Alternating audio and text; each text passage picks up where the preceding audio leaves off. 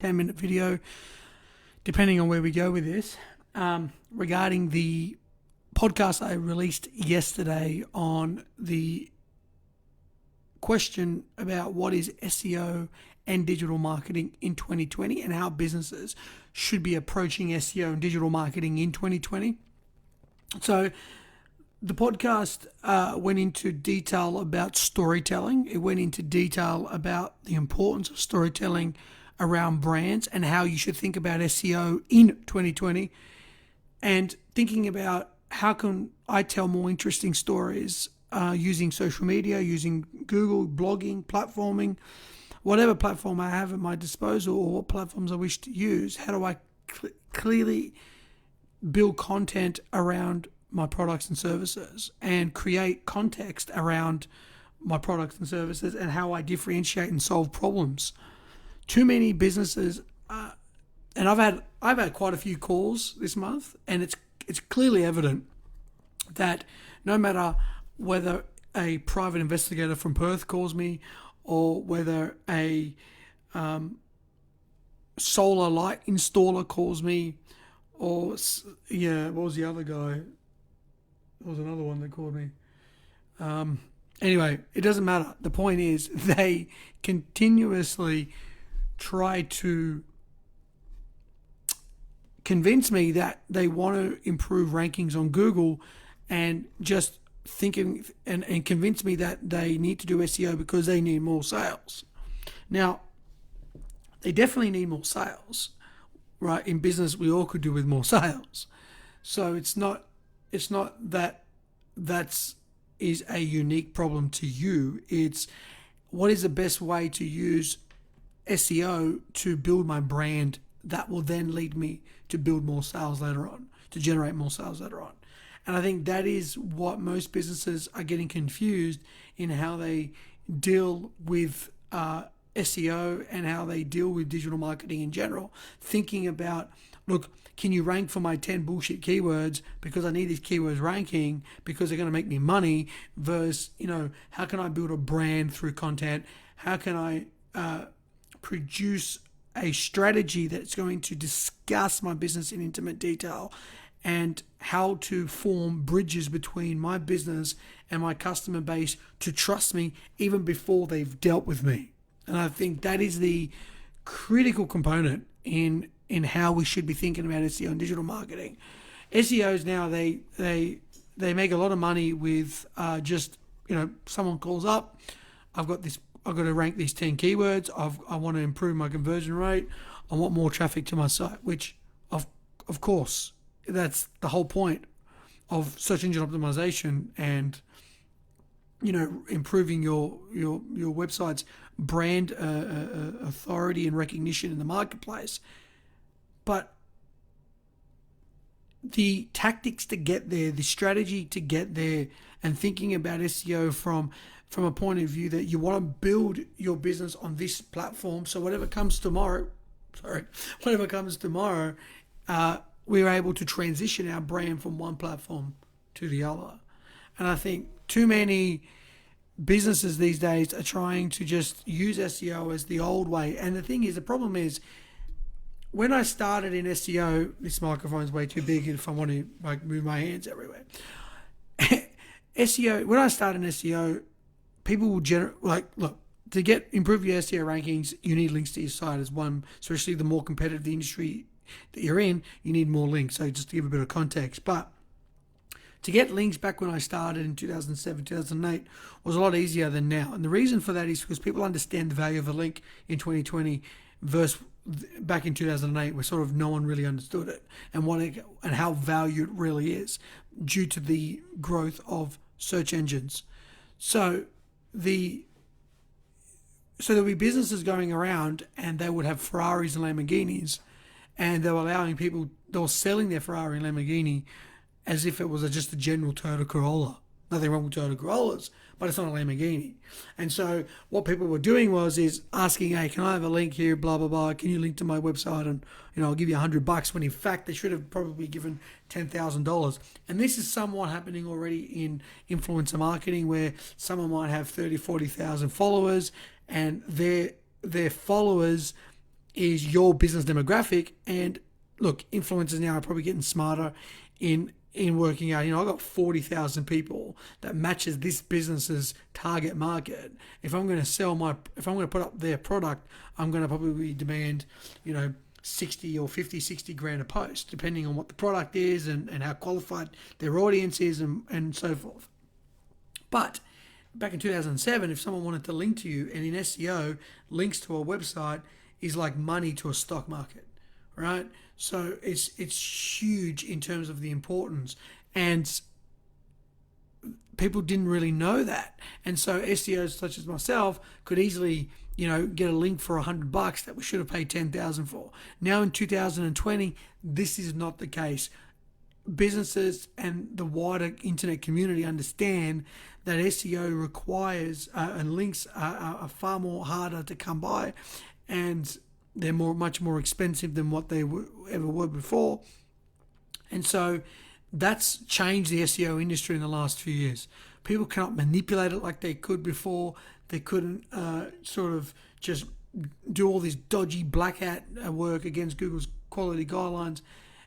They still can, but it's a lot more difficult to get away with. And I've seen quite a few SEOs that I've worked with over the years sort of just leave and just be done with the industry. And I think that's for the best for everybody.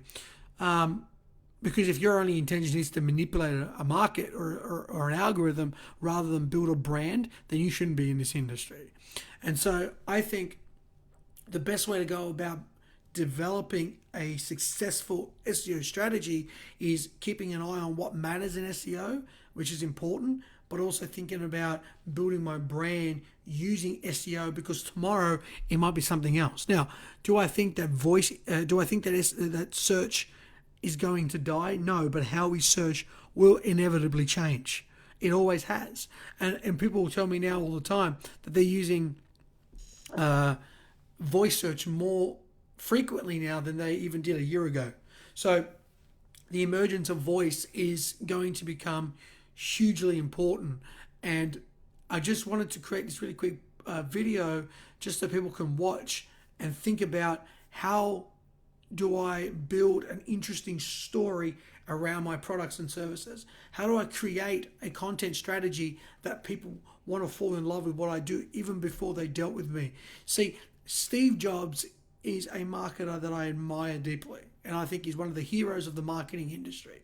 And the reason he's one of the heroes of the marketing industry is because he sold incredibly large amounts of Apple computers and Apple iPhones and iPods, and not because he created so many banners that said buy my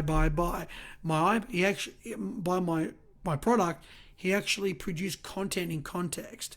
He built digital bridges between the customers and the products. He created an emotional attachment to their product, that you were going to get an experience with Steve Jobs' Mac computer versus any of the alternatives. So the experience that you were going to get with this particular product was unlike the competitors. Even though he didn't even need to mention the competitors, he focused on what mattered most to the users and his target market, and he created incredibly detailed, emotional, inspiring.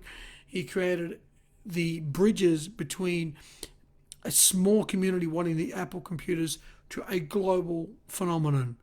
And what I find so extremely interesting is that more or less Apple could deliver an Apple iPhone 7 that isn't a whole lot different than 6, and people still want the 7, marginally better components. Maybe it's a little bit faster, it's got a little bit more memory, but it isn't sort of a phone where just going from 6 to 7 isn't going to change a whole lot. But if you go from iPhone 6 to the latest iPhone now, that is a substantial difference. But if you can still communicate why it's important to upgrade every year and to get a different experience, unlike the other previous models provided you, that's what he was able to do really, really effectively.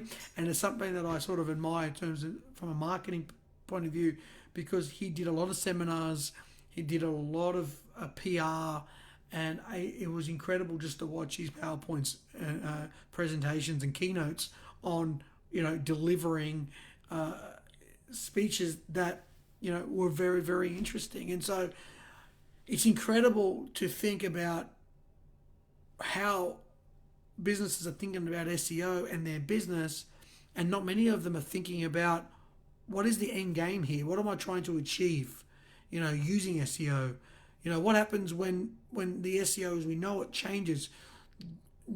Isn't it about time that I started thinking about my content strategy for my business in the same way that Steve Jobs delivered his content and his messaging?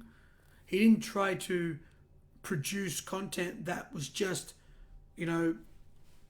Core i7 processor, 16 gig of RAM, Radeon X56 graphics card, right? He didn't just talk about the features. He talked about the experiences that you are going to have with this product, and basically built that emotional connection between what it would be like if you actually own that product, and allowed you to step in the moment of you having that product through his incredible charisma and enthusiasm, but his storytelling was out of this world. And I think, when businesses call me, the other business, the third one was a driving school, right now I remember. But just thinking about it from the point of view that what am I producing that is content in context to the audience that I'm trying to target and my customer market that I'm trying to target, and then working out what matters to them most, thinking about them. Because when you produce content on the internet and it's only about me and my product, you're very selfish in your approach, and it's quite evident and clear that the only thing you're looking for in terms of the content that you're producing is the rankings that you're trying to get. You're only ever thinking about making sales. And I think the marketing industry's changing and adapting to storytelling and how is this product going to make me feel, or how is it going to improve one part of my life or many parts of my life? How is it going to improve my lifestyle? And I think that with the driving school instructor, thinking about what he does on a more deeper level, not just thinking about, I teach kids how to drive, or adults in some cases. Okay, but what do you do more than that? I teach them how to drive safely. Well, that's a little bit better, right? What do you do unlike the other driving schools? Oh, you install solar panels. Cool. Tell us more. Show us what you do. Let's get a little bit more intimate.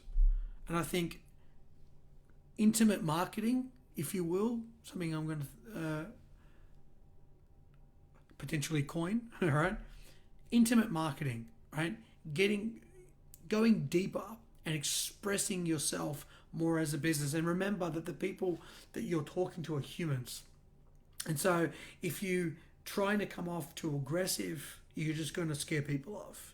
If you're trying to come off as just buy my product, you're going to scare some people off. You may get away with it for a while, but don't you think that it's better to create content in a way that is more romantic, more deeper, more in context, more specific, and more customer-based, customer-centric, focusing purely and entirely on the customer? I'll leave that with you. And if you've got any questions, please leave a comment below, and I'll look forward to hearing from you.